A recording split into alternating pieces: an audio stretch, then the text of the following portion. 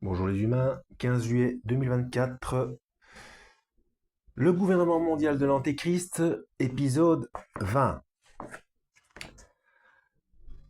La famille, c'est l'obstacle, elle est à détruire. Si l'on veut arriver à donner à tous une éducation égale et révolutionnaire, puisque nous abolissons l'hérédité, l'enfant n'est plus l'héritage du père et de la mère, il appartient à l'État. Mince, j'ai déjà lu ça.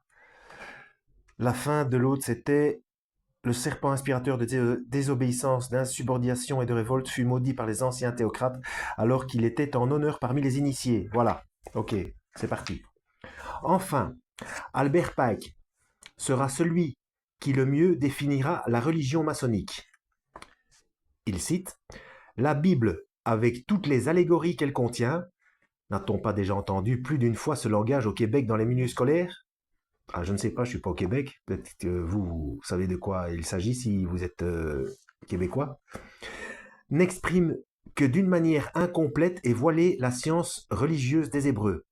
La vraie philosophie secrète et traditionnelle ne fut écrite que plus tard. Ainsi naquit une seconde Bible, inconnue des chrétiens, ou plutôt incomprise par eux. Toutes les vraies religions dogmatiques sont issues de la Kabbale et y retournent. Toutes les associations maçonniques lui doivent leurs secrets et leurs symboles. Cela ne ressemble-t-il pas en tout point au Congrès mondial des religions? Alors là, il y a une référence assez importante, donc je vais vous la lire, hein. La Kabbale, hébreu Kabbalah, réception, ça veut dire réception, est une tradition ésotérique du judaïsme, présentée comme la loi orale et secrète, donnée par Yahweh, Dieu, à Moïse sur le mont Sinaï, en même temps que la loi écrite et publique, la Torah. La Kabbale a connu un essor à partir du XVIe siècle avec Isaac Luria. D'après la Kabbale, qui est la doctrine secrète du judaïsme et de la franc-maçonnerie, le mal et les catastrophes sont des facteurs endémiques du processus de création. Sans mal, il ne peut y avoir de bien. Sans destruction, la création ne peut pas s'accomplir. Ça fait un petit peu penser au yin et au yang des bouddhistes, hein, un peu de mal dans le bien, un peu de bien dans le mal. La Kabbale, une introduction au mysticisme juif par Byron L. Sherwin, page 72 ou 72, tiré d'un article de Henry Makow ou Makow. Voilà. Donc, là, on commence un prochain chapitre. Le visage caché de toutes les loges maçonniques du monde. Suivant les instructions données par le président et l'orateur du 33e degré au récipiendaire, l'ensemble de la doctrine maçonnique se résumerait ainsi. Interprétation officielle philosophique. Récipiendaire. Qu'est-ce que c'est que ça pour un titre? Dictionnaire. Alors, récipiendaire, du latin recipiendus, qui doit être reçu. 1. Personne que l'on reçoit dans une compagnie, dans un corps savant, avec un certain cérémonial. Ah, d'accord. Personne qui reçoit un diplôme universitaire, une médaille, etc. Bon, ok. Alors, suivant les instructions données par le président et l'orateur du 33e degré au récipiendaire, l'ensemble de la doctrine maçonnique se résumerait ainsi. Interprétation officielle philosophique. A. La franc-maçonnerie enseigne la suprématie 1. Du doute philosophique, 2. Des facultés physiques et morales, 3. De la raison humaine. B. Elle revendique comme droit 4. La liberté de conscience, 5. La fraternité politique, hein. 6. L'égalité sociale, 7. La législation populaire, 8. L'association politique. C. Elle emploie comme moyen 9. La direction des élections populaires, 10. L'établissement des rapports internationaux maçonniques, 11. La démarcation des autonomies individuelles et générales. D. Elle enseigne la suprématie, 12.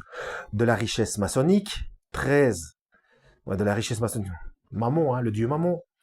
13. De l'instruction maçonnique, 14. De la libre pensée maçonnique. E. Elle revendique comme droit 15. La liberté personnelle, 16. La liberté cosmopolite, 17, la liberté des réunions populaires. 18, la liberté de la parole parlée et écrite. 19, la liberté de la morale. F, elle emploie tous les moyens pour 20, maintenir le droit à la liberté. 21, réprimer la fausse liberté. 22, réhabiliter le prolétariat. G, ça dépend ce qu'elle appelle la liberté, hein. La liberté des abominations, bon bref. G, elle enseigne la suprématie de l'ordre maçonnique. 23, sur toute autorité constituée. 24, sur tout pouvoir irresponsable. 25, sur tout despotisme. Je rappelle quand même pour l'Illuminati et le franc-maçon, d'un certain degré déjà, Dieu est un despote. Hein.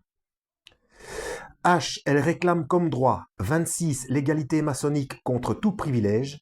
27, la justice maçonnique. 28, la religion naturelle et la morale universelle. 29, la loi du progrès primant toute moralité et philosophie. La loi du progrès primant toute moralité et philosophie. Ouais, c'est tendancieux tout ça. Hein. 30, le combat obligatoire pour la liberté politique et religieuse. Ouais, donc plusieurs religions, donc forcément, voilà, opposition contrôlée. Et contre les lois divines, bien entendu. I, elle emploie comme moyen, 31, le développement de la puissance exécutive de l'ordre maçonnique. 32, le développement de la puissance collective de l'ordre maçonnique. 33, la consolidation de la puissance suprême de l'ordre maçonnique. Purée, c'est un peu rébarbatif tout ça. Hein. À lire, j'espère que c'est pas trop rébarbatif à écouter. Hein. En ce qui a trait maintenant à son interprétation officielle politique et religieuse. Point A. La franc-maçonnerie enseigne que l'homme est 1. Assassiné socialement, politiquement et religieusement. 2. Affranchi par les vertus cardinales maçonniques. 3. Ressuscité par les forces maçonniques. Point B. Elle prescrit comme devoir 4. L'instruction morale progressive maçonnique. 5. La pacification maçonnique de la conscience. 6. La paix, la concorde et l'harmonie maçonnique. Ah, ça me fait penser à ce que Yeshua, à ce que le Christ a dit, que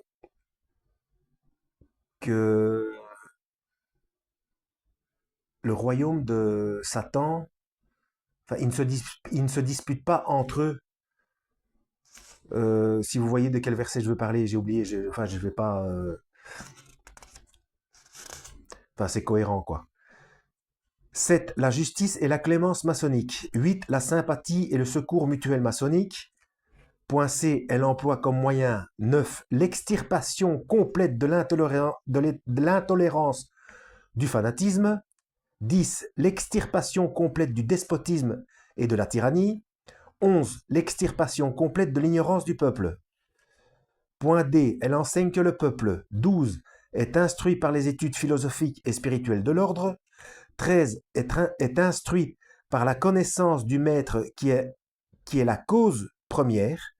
14. Est instruit par la liberté, la fraternité, l'intelligence et la vertu maçonnique. C'est très séducteur ça, hein, parce qu'en fait, oui, c'est ce qu'on enseigne aux récipiendaires. Donc, pour moi, il s'agit du nouveau qui arrive. Donc, comment on appelle ça, Attendez. Ça y est, ça me revient. L'apprenti. Donc, il y a apprenti, compagnon, maître. Voilà, donc. Point E. Elle le déclare, la guerre. 15. À l'apathie par la vigilance et la persévérance. 16. À l'insouciance par le travail armé, la truelle et l'épée. 17. À la philosophie de l'Occident par la philosophie maçonnique. 18. À la religion de l'Occident par la charité maçonnique. 19. À la précipitation par la patience et la résignation. Point F. Elle préconise comme moyen 20. L'instruction, l'obéissance et de dévouement du peuple. 21. La judicature libre et indépendante. Judicature. Dictionnaire. Hein. Bon, judicature n'est même pas dans mon dictionnaire. Vous chercherez si vous ne connaissez pas le mot. À mon avis, ça a un rapport avec le système judiciaire, hein. Euh, Point 22, la dignité et l'honneur rendus au travail. Donc, c'est le point 21, hein, la judicature libre et indépendante, hein. Point 22, la dignité et l'honneur rendus au travail. Alors, point G, elle enseigne que le gouvernement doit. 23, point d'interrogation. 24, point d'interrogation. Donc, apparemment, ce sont des points auxquels Serge Monas n'a pas eu accès. 25. Combattre la criminalité et la stupidité de l'intolérance. Point H, elle reconnaît 26 la liberté de l'homme de faire de ah bah voilà, la liberté de l'homme de faire le mal ou de poursuivre le bien. 27 point d'interrogation inconnu, 28 inconnu, 29 la création comme révélation de la cause première, 30 le devoir de la cause première de détruire l'erreur par tous les moyens quels qu'ils soient. La création comme révélation de la cause première, le devoir de la cause première de détruire l'erreur par tous les moyens quels qu'ils soient. Ouais, c'est prendre pour Dieu, quoi. Point I, elle désire. 31, la victoire de la maçonnerie par la pureté de son dogme. 32, la victoire de la maçonnerie par la coopération harmonieuse de tous les ateliers maçonniques. 33, inconnu. 33, inconnu. Et il y a une référence. Apparemment, ça se trouve dans The Occult Theocracy, page 444 et 445. Donc, il faudrait trouver cet ouvrage-là. J'ai laissé de côté les interprétations judaïques et lucifériennes des 33e degrés à cause du manque d'espace et parce que les interprétations philosophiques, politiques et religieuses de ces degrés se retrouvent beaucoup plus facilement dans la réalité du monde de l'éducation, du monde du travail et de la société québécoise des 34 dernières années. Manque de place, manque d'espace. Mais il suffit, quand on fait un livre, on met les pages qu'on veut, non? Je ne comprends pas. Bref.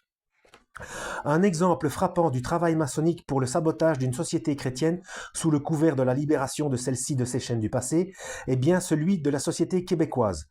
Un document découvert en 1961, soit tout au début de ce qui fut appelé plus tard la Révolution tranquille, et reproduit dans le journal Le Droit d'Ottawa du 19 août 1961, demeure un exemple plus qu'évident de cette malheureuse situation.